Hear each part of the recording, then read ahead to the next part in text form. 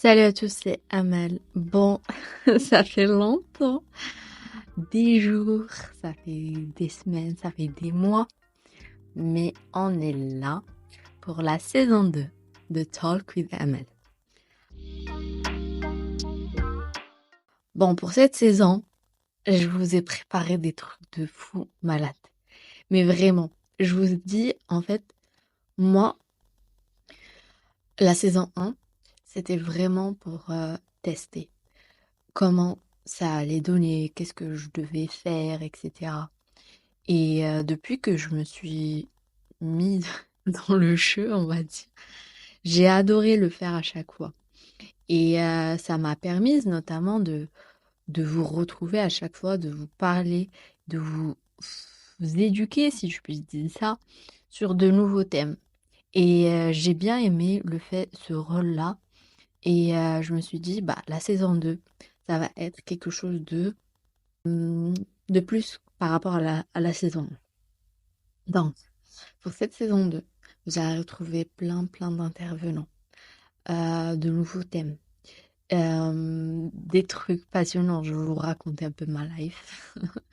Aussi, je vais vous raconter aussi ben, la vie en fait, que ce soit les up ou les down. Ben, on va être là comme des amis, se raconter la vie en général.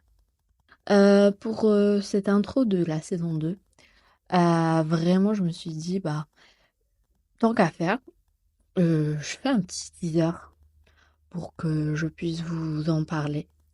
Et maintenant, il y a le travail qui va commencer.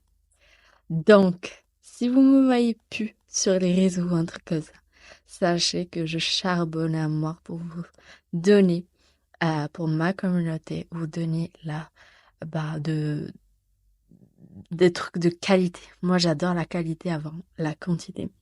Certes, par exemple, la saison 2, j'ai fait 6 épisodes ou 5 épisodes, je me rappelle pas. Non, 6.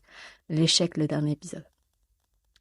Et c'était pour moi, vraiment, 6 épisodes, c'était largement suffisant pour proposer quelque chose de qualité.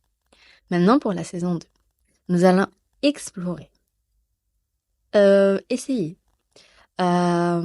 s'aventurer, euh, essayer plein de trucs pour mieux savoir dans lequel de ces sujets que je vais exploiter, dans lequel je me sens le mieux. Et c'est ça ce que j'aime. Et surtout que, comme on dit, la zone de confort, quand, quand on sort de notre zone de confort, une fois qu'on sort de notre, bah, je sais pas moi, par exemple, la peur, non, par exemple, la peur de parler en public. Ça devient, une fois que tu sors de cette zone de confort pendant un moment, ça devient ta zone de confort. Au début, c'était pas ta zone de confort parce que c'était très difficile pour toi, tu avais peur, tu savais pas comment faire, etc. Mais une fois que tu commences à t'entraîner à plus avoir ce stress, cette peur-là de gérer tes émotions face à cette peur, bah, ça devient normal de parler en public. Lorsqu'une chose devient normale, bah, ça devient ta zone de confort. Bah, c'est pour ça, à chaque fois, il faut travailler pour sortir de sa zone de confort. Et en plus de ça, il n'y a aucune limite dans la vie. C'est nous qui faisons nos propres limites à nous-mêmes. Et j'avais vu ça la dernière fois sur une masterclass que j'avais regardée. Et elle disait comme quoi c'est nous-mêmes, et je suis totalement d'accord avec ça. D'ailleurs, vous aussi, je pense, euh, que les limites qu'on pose à nous-mêmes, c'est nous qui les avons fait. Parce que c'est les peurs que nous avons mis en nous, bah, c'est eux qui nous limitent. Sachant que, par exemple, si tu te dis, ben, j'aimerais bien faire du piano, mais ça va être compliqué. On se limite parce qu'on a peur de tester quelque chose de nouveau. Alors qu'on sait très bien le piano, si on s'entraîne, si on applique, si on se forme dans le piano, bah ça va devenir quelque chose de normal et ça deviendra plus une limite à franchir, mais bien sûr, tu vas chercher à faire quelque chose d'autre. Donc, ça, c'est un conseil pour cet épisode-là, c'est d'arrêter de vous limiter et arrêter d'avoir peur. Certes, c'est un travail. Je dis pas c'est quelque chose que vous allez retirer du jour au lendemain, bien au contraire. C'est quelque chose qui se travaille au quotidien.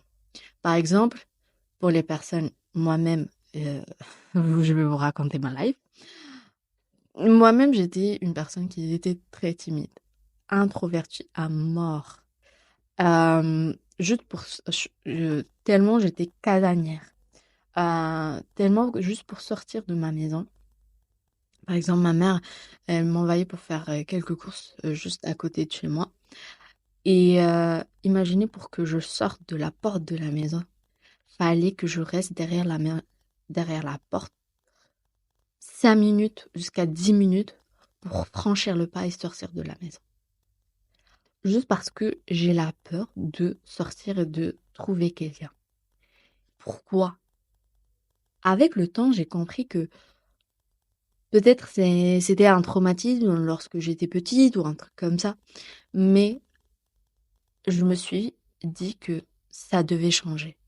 Parce que si je veux aller atteindre des choses que il faut faire des sacrifices pour que je puisse les atteindre. Donc, petit à petit, au lieu de 10 minutes, j'ai fait 5 minutes. Au lieu de 5 minutes, j'ai fait 3 minutes. Au lieu de 3 minutes, j'ai fait 1 minute, et ainsi de suite. Jusqu'à pouvoir sortir normalement. Vous savez, peut-être quelqu'un va se retrouver dans ce que je dis ou quoi que ce soit, mais c'est la réalité des choses. Si on ne fait pas le travail sur nous-mêmes chaque jour pendant toute notre vie, ça va demander des sacrifices, oui, ça va demander de l'entraînement, ça va demander plein de choses. Mais la meilleure chose, c'est d'être 1% chaque jour une meilleure version de soi-même. Donc, sur ce, je vais vous laisser. On va se retrouver dans les prochains épisodes de la saison 2 de Talk with Amal pour parler davantage sur tout ceci.